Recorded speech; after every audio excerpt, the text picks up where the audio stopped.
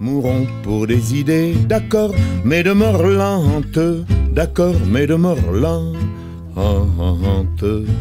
On doit passer de l'amour passion, ou comme dit André Comte-Sponville, à l'amour-action. Ça veut dire quoi? Denis de Rougemont dit ça dans son vocabulaire à lui autrement.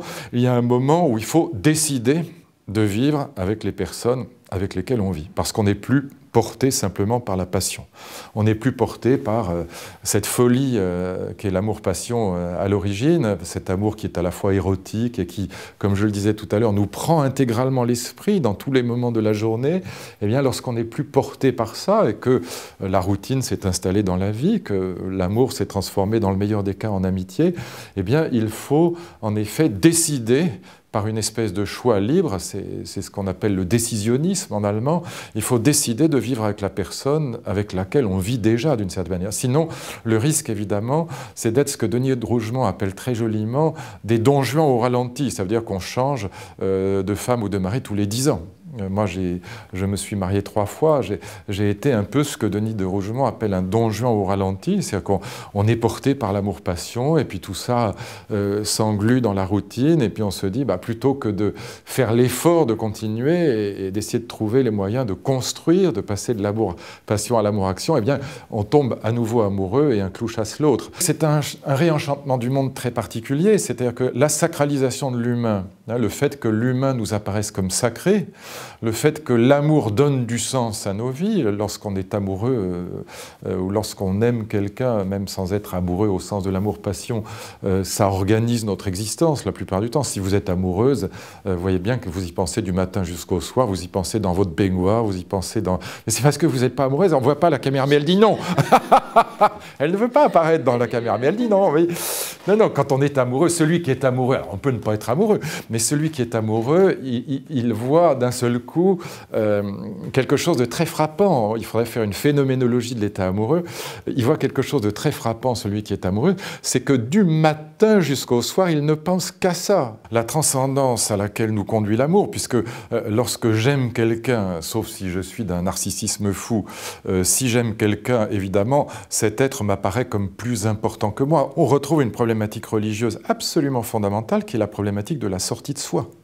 Qu'est-ce qui fait que je suis amené à considérer qu'une entité, quelle qu'elle soit, est supérieure à moi et qu'elle me fait sortir de mon égoïsme, de ma paresse habituelle, bon, de mon ego qui est aussi une prison?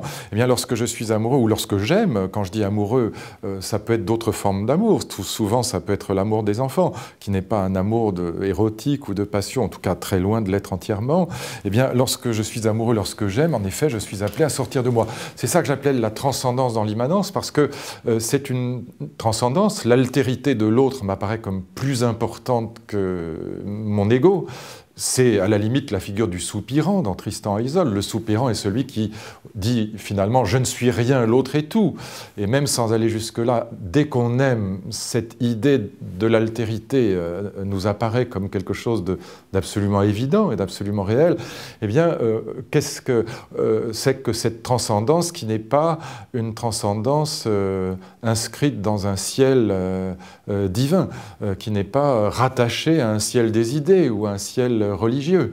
Nous sommes, au fond, dans les histoires d'amour, des rois sans royaume ou des héros sans cosmos ou des saints sans rapport au ciel. Il y a là quelque chose qui est de l'ordre de l'amour humain, qui est à la fois vraiment une transcendance et en même temps une transcendance. Oui, il y a du sacré, bien sûr, puisque je pourrais risquer ma vie de toute évidence pour les gens que j'aime. Si je devais risquer ma vie pour mes enfants, je n'hésiterais pas un millième de seconde. Mais donc il y a bien là du sacré au sens du sacrifice possible et évidemment du sens, puisque ça organise mon existence. Je fais 1000 choses pour les gens que j'aime et ça donne du sens dans ma vie. Et en même temps, cette sacralisation de l'autre, qui n'est pas du tout un fétichiste, comme le disent les imbéciles, quelques psychanalystes un peu obtus, un peu étroits, c'est pas du tout du fétichisme, c'est vraiment un rapport au sacré, au sens le plus fort du terme, mais en même temps, ce sacré-là n'est pas rattaché à une théologie. Et c'est évidemment ça qui choque les croyants, parce qu'ils ont toujours peur que, d'abord, on oublie Dieu dans l'affaire, c'est leur souci premier, et puis ils ont toujours peur que cette sacralisation de l'autre soit de l'idolâtrie, comme les psychanalystes diront, c'est du fétichisme. Ils se trompent tous les deux. Ça n'est ni du fétichisme, c'est pas l'enfant roi, c'est pas vrai. J'aime passionnément mes filles, je ne dis nullement qu'elles sont épatantes pour autant. Je suis pas cinglé, je sais très bien que mes filles sont comme moi, teigneuses, égoïstes, méchante, tout ce que vous voudrez. Ça fait partie du jeu humain. Mais en même temps, il est évident que je serais prêt à risquer ma vie pour elle sans la moindre hésitation. Et ça mérite réflexion en termes de phénoménologie du sacré, en termes de phénoménologie de la transcendance, en termes de phénoménologie du sens. Voilà. Et donc, évidemment, ce que je dis là est détestable pour les théologiens, pour les vrais croyants qui voudraient à tout prix rattacher toute transcendance au divin, et c'est détestable pour les psychanalystes qui voudraient à tout prix que cet amour-là soit évidemment illusoire et fétichiste.